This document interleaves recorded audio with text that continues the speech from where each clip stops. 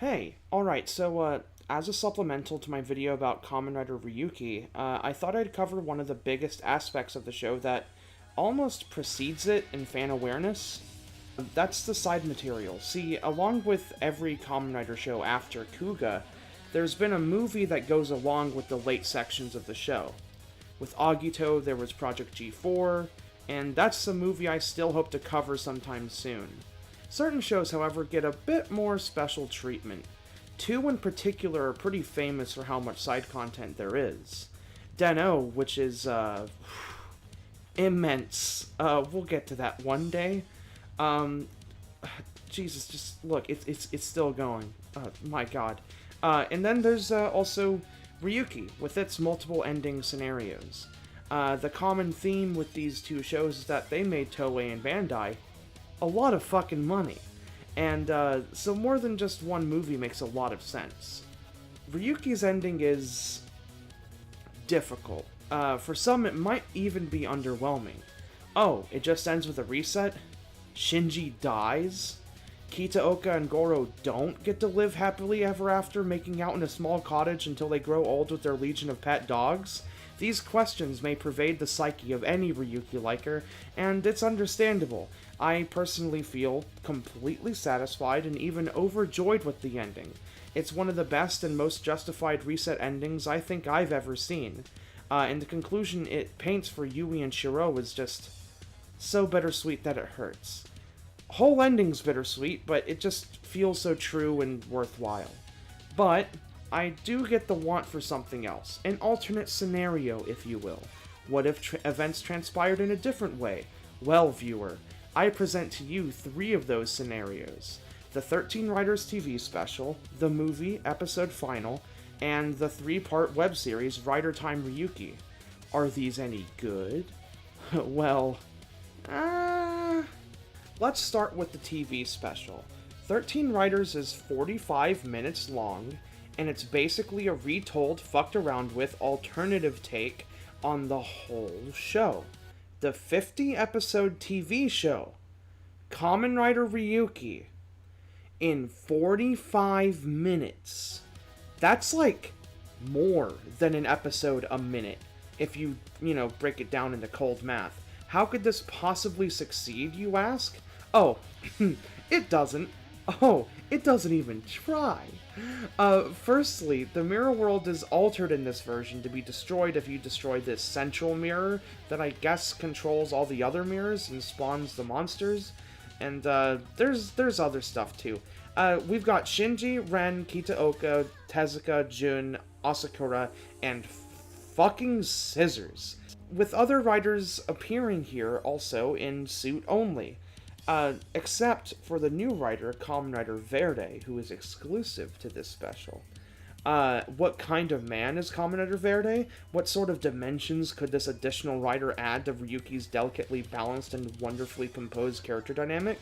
Well, he's just a mean businessman. He's a businessman, but he's like super mean. And that's it. That's the whole character. This special basically revolves around an alternate version of Ryuki where Shinji basically has to go it alone and try to convince people to help him out after he inherits his deck from the previous Kamen Rider Ryuki. He tries to enlist the help of basically the whole cast and is swiftly turned down, except in the case of Tezuka, who dies instantly, and Scissors, who is Scissors, so he dies instantly.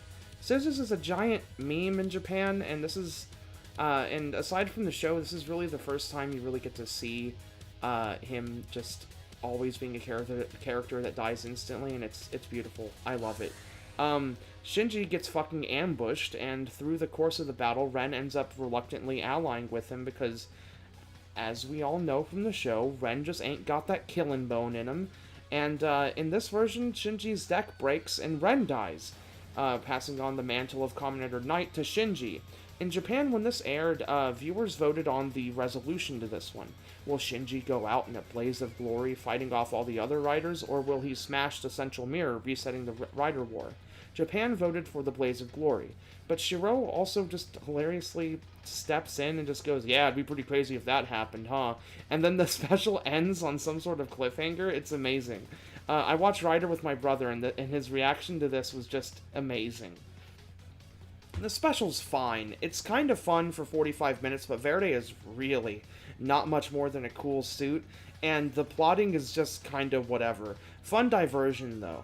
The special was apparently supposed to serve as a kind of alternative first episode, and I can kind of see that, as it hints to a few different things that happen in the series proper, but I wouldn't watch it before starting the series. Just watch it for fun at some point later on after you've finished it.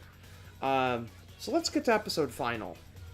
Episode Final is the full-fledged film here, and it looks really great, and has the sort of scale that I'd expect from a movie version of Ryuki. It's an alternate take on the last few episodes, starting from around episode 46, or right after Taiga dies. The only writers left are Shinji, Ren, Kitaoka, Asakura, and a new writer, Miho Kirishima, Kamen Rider Femme. Femme is the very first female Kamen Rider, and that honestly has to be commended to some degree. You don't get too many of those, at least not at this point in time, so it was really awesome to see this. Episode Final is also kinda just alright. It honestly blurs together a lot in my head, but I do have to give it up to the movie for actually not being nearly as bad as I thought it'd be with Femme. As the writer on this film was Toshi Inoue. Femme is actually pretty cool. She's themed after a swan, and she's effectively just a recolored version of Night, and I kind of dig that.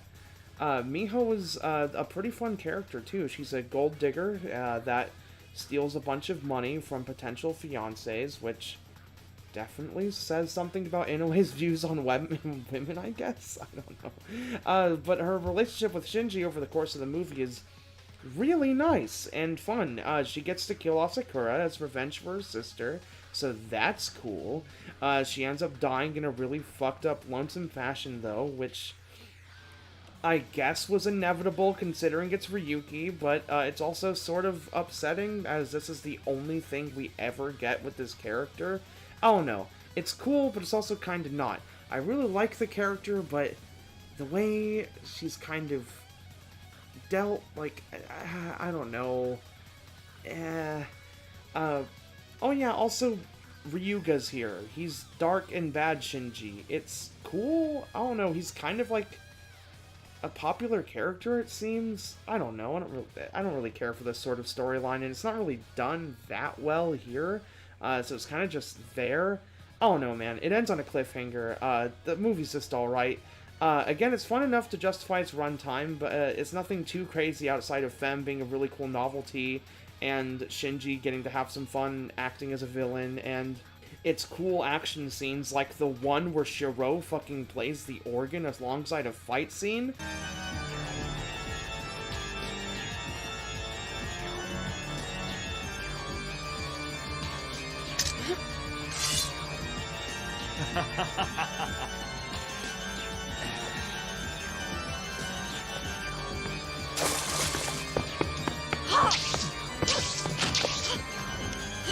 That scene alone is worth the time spent on this movie, I swear.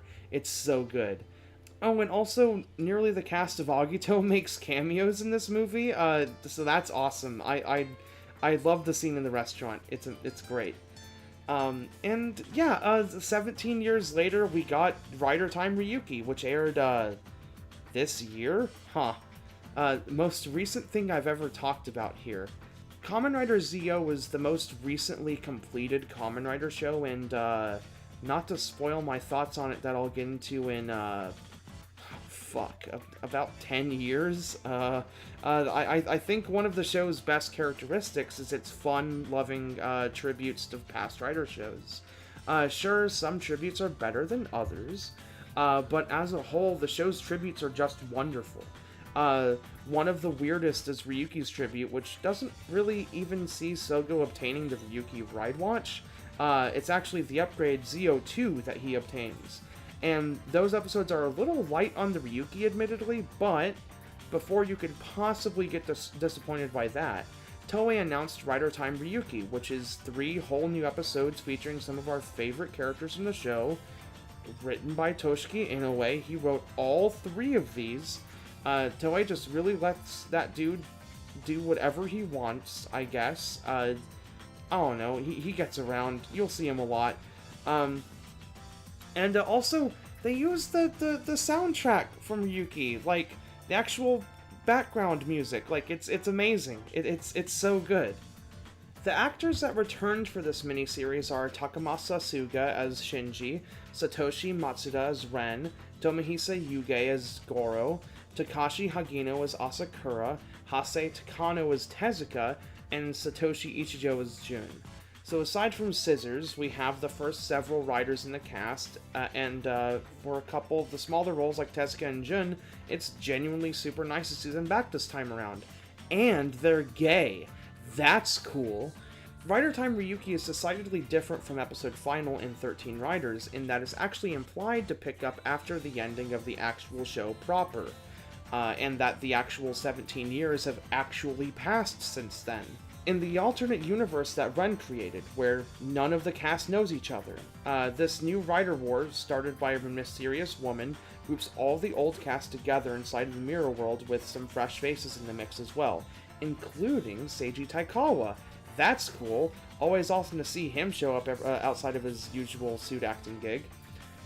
The riders all end up splitting off in different ways, and in typical Ryuki fashion, there's treachery and dickheadedness abound, and in a much more densely plotted fashion this time around, as the Rider War this time begins with a 7-day time limit. Also, it's 3 episodes. Something really interesting about this setup as a follow-up to the show ending proper is that Asakura actually seems to remember everything? That's fucked up. And Shinji also seems to remember just a little bit from the past, as he keeps having dreams about a mysterious man. He wants to win and leave the Mirror World so he can find this man. Obviously, the man is Ren, and seeing the two back together is just so amazing.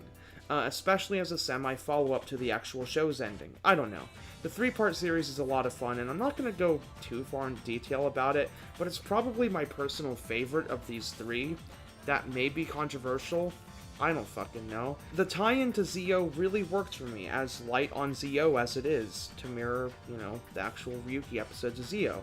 And the fun remixes they do on old characters really works for me as well, like Goro and Asakura getting a final duel for real this time. Fucking cool. Tezuka and Jun taking part in one of the most completely off-the-rails Kamen Rider scenes I've ever seen. Fucking amazing. And Shinji and Ren meeting again and their relationship leading us back to another bittersweet ending. Priceless. I'm someone that really likes Zio though, so your mileage may vary. But I really liked Rider Time Ryuki in a way that 13 Riders and episode final couldn't really measure up to. Fun stuff all around though, and if you hate any of them, they're so easy to ignore, so that's a lot of fun. Anyways, yeah, that's my short little overview of Ryuki's side content. It's fun stuff, but not required viewing by any means, though a lot of Zio's stuff really worked for me, so maybe when you get around to that show, check out Rider Time. I don't know, it's good stuff. Before I leave, though, I want to address a couple small mistakes I made in my Ryuki video. Here we go. Whoops. I didn't mention that Odin is actually just a puppet for Shiro. This is honestly something I was aware of, but just chose not to go too far into because I didn't find it important. I feel like it would probably distract from the point a little bit too much. I don't know. Whoops. I called Ren Akiyama Ren Kiriyama. My bad. Double's a really good show, and I was thinking about Shotaro like I usually do in my free time. Sue me. Whoops. I say that Asakura didn't so much as kill anyone canonically, that he just generally assaults dudes. He actually did totally kill his parents and his brother though, and I have no defense here. I just straight up fucking forgot. But, as a small, tiny defense, the show doesn't really seem to care that much about this, as they kind of just have him hang around still and give him genuine comedic beats late in the show, so, I feel like I can kind of be slightly forgiven for getting this wrong. I don't know, if you can't forgive me, you'll get over it. If you want less mistakes and more airtight research, maybe give to my Patreon. If this series is... oh, Jesus. If this series is my actual for real job, maybe I'll have more time to work on it. Anyways, see you around next time. Bye!